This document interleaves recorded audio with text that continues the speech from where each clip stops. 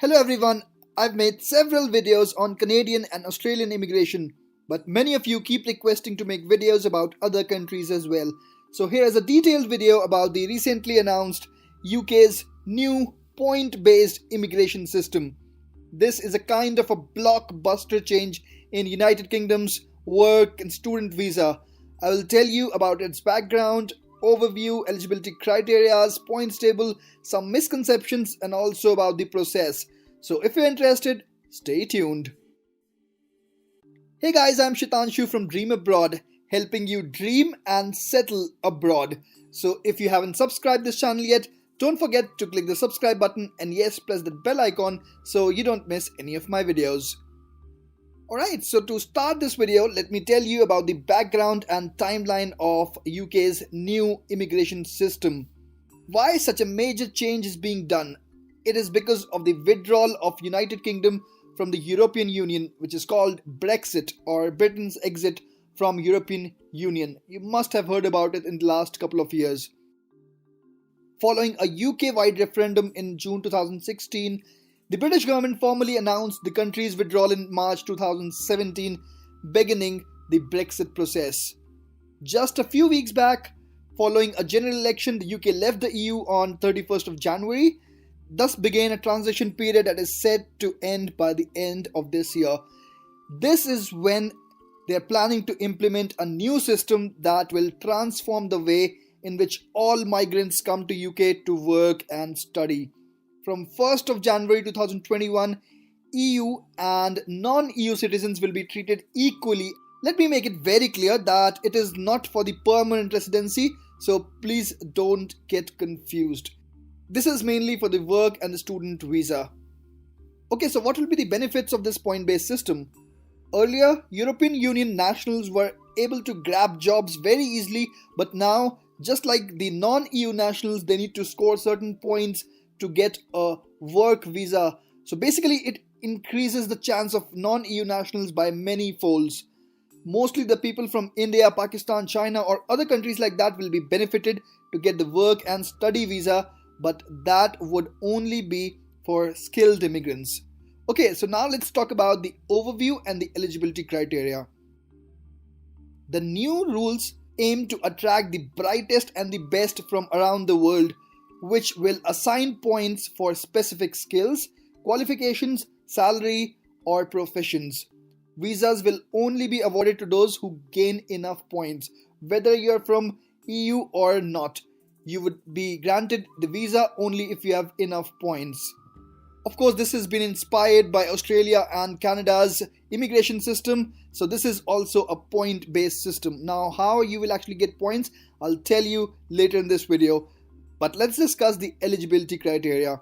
So, a job offer for a skilled job in UK by an approved employer sponsor is the mandatory point here. So you need to have a job offer in order to get this visa.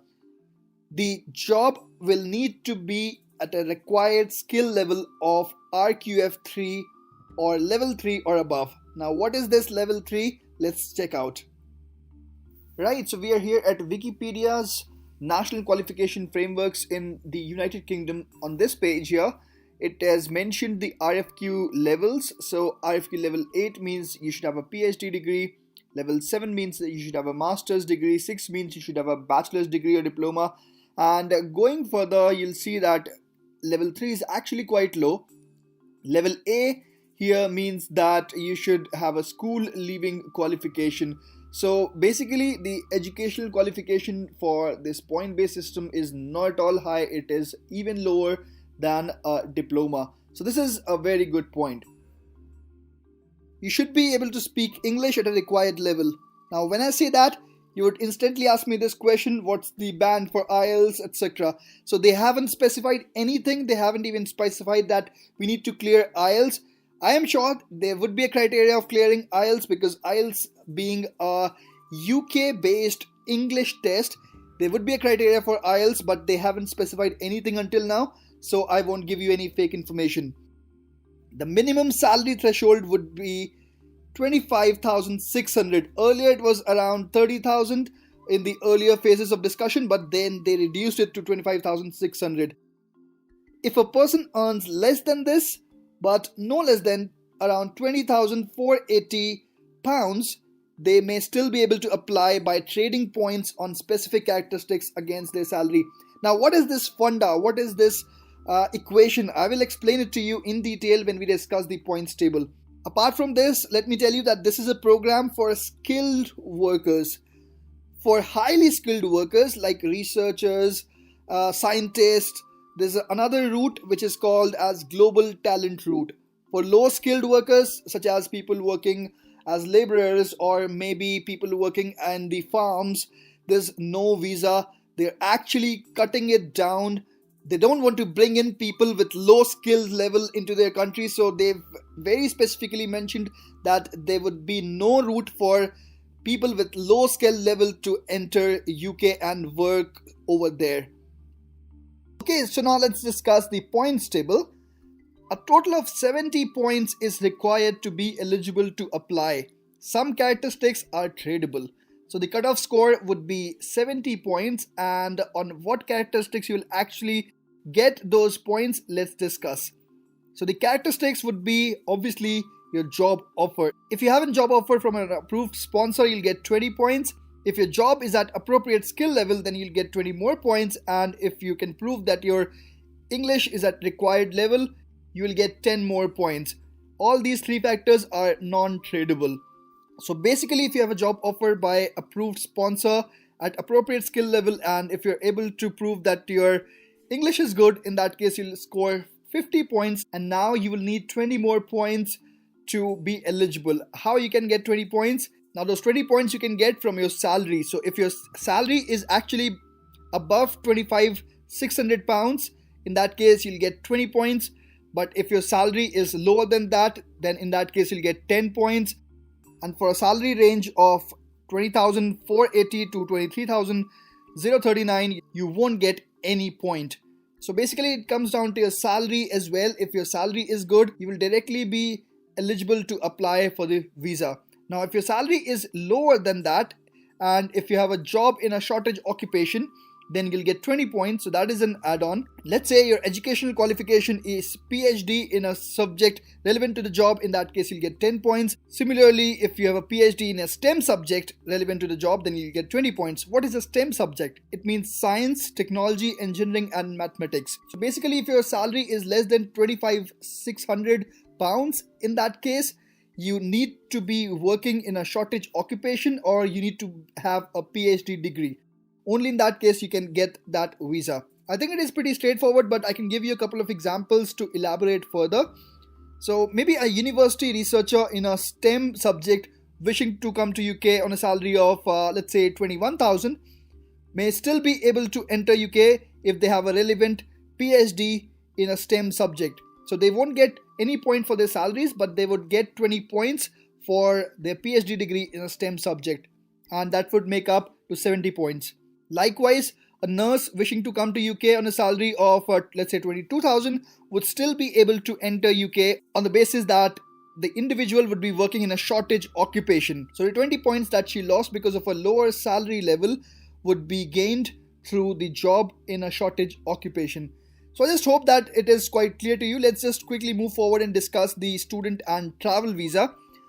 Basically, the students will also be covered by this points-based system. They will achieve the required points if they can demonstrate that they have an offer from an approved educational institution.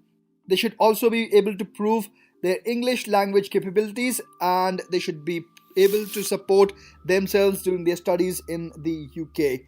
So that is about the student visa. About the travel visa for EU citizens as non-visa nationals, meaning they can come to UK as visitors for 6 months without a need to obtain a visa, but they can't work or study in UK from 2021 onwards without a proper visa. There won't be any changes for other nationals. Okay, now let's talk about the visa process. The application process is supposed to start in autumn of 2020 so that migrants can start to apply ahead of the system taking effect in January 2021. Migrants will make their application online after submitting documents and paying a fee. Non-EU citizens will submit biometrics at a visa application center as they do now. For employers sponsoring skilled migrants, the process will be streamlined to reduce the time it takes to bring a migrant into UK by up to 8 weeks. So the processing time they say would be around 8 weeks, and they've also mentioned that they would try their best to lower this processing time even further. So in less than 2 months you would be able to get the work visa or the study visa, and as the time proceeds and as they refine their process, the processing time would even reduce further. So thanks guys, that was all that I wanted to tell you through this video. I just hope that this video would make things a lot clearer in your mind going forward. So thank you guys for watching this video. If you like the video, please click the like button, and yes, if you haven't subscribed my channel yet, please click the subscribe button. If you have any queries, any doubts or any feedbacks, please put it down in the comment section below. I would love to answer them. Thanks again for watching this video.